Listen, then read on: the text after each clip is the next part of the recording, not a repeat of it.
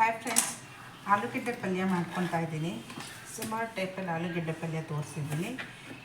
ಇದು ದೋಸೆಗೆ ಚಪಾತಿಗೆ ತುಂಬ ಚೆನ್ನಾಗಿರುತ್ತೆ.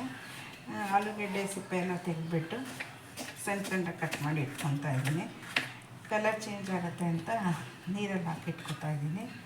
ಹಾಗೆ ಒಂದು ಈರುಳ್ಳಿ ಮತ್ತು 4 ಹಸಿಮೆಣಸಿನ್ಕಾಯಿ, 2 ಈರುಳ್ಳಿ ಹಸಿಮೆಣಸಿನ್ಕಾಯಿ ಕಟ್ ಮಾಡಿ ಇಟ್ಕೊಂಡಿದ್ದೀನಿ.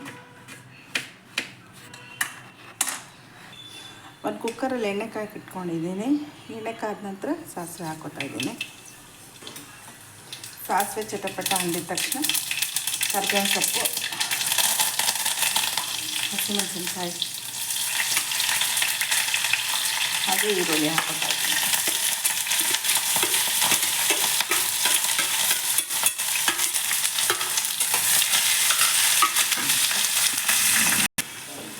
ಸ್ವಲ್ಪ ಅರಿಶಿಣದ ಪುಡಿ ಹಾಕ್ಕೊತಾ ಇದ್ದೀನಿ, ಹಾಗೆ ಉಪ್ಪು. ನಾನು 1 ಸ್ಪೂನು ಬೇಳೆ ಸಾಂಬಾರು ಪೌಡ್ರ್ ಹಾಕ್ಕೊತಾ ಇದ್ದೀನಿ.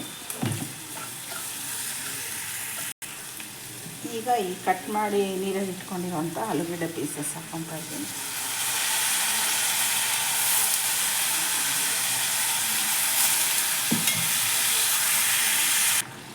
ಸ್ವಲ್ಪ ಕೊತ್ತಂಬರಿ ಸೊಪ್ಪು ಹಾಕ್ಕೊತಾ ಇದ್ದೀನಿ.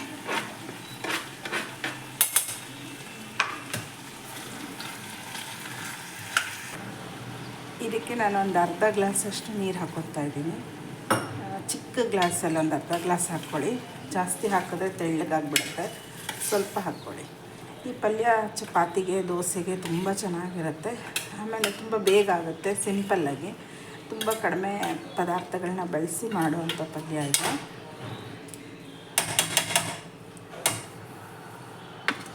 ಇದನ್ನ 2 ವಿಷಲ್ ಕೂಗಿಸ್ಬೇಕು. ಈ ಆಲೂಗೆಡ್ಡೆ ಪಲ್ಯಕ್ಕೆ ದೋಸೆ ಚೆನ್ನಾಗಿರುತ್ತೆ. ಇವಾಗ ದೋಸೆ ಮಾಡ್ಕೊತಾ ಇದ್ದೀನಿ.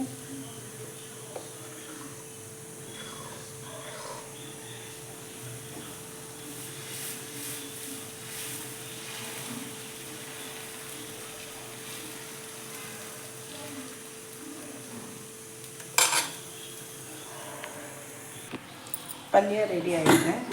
ದೋಸೆ ಕೂಡ ಹಾಕ್ಕೊಂಡಿದ್ದೀನಿ.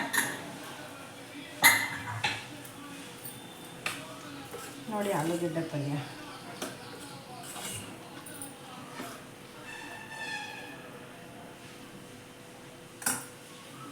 ತುಂಬ ಈಸಿ ಮತ್ತು ಸಿಂಪಲ್ಲು ದೋಸೆ ಆಲೂಗೆಡ್ಡೆ ಪಲ್ಯ. ಇನ್ನೂ ಯಾರು ಸಬ್ಸ್ಕ್ರೈಬ್ ಮಾಡದೆ ನೋಡ್ತಾ ಇದ್ದೀರಾ, ದಯವಿಟ್ಟು ಸಬ್ಸ್ಕ್ರೈಬ್ ಮಾಡ್ಕೊಳ್ಳಿ. ಒಳ್ಳೊಳ್ಳೆ ಡಿಶಸ್ ತೋರಿಸ್ತೀನಿ. Thank you.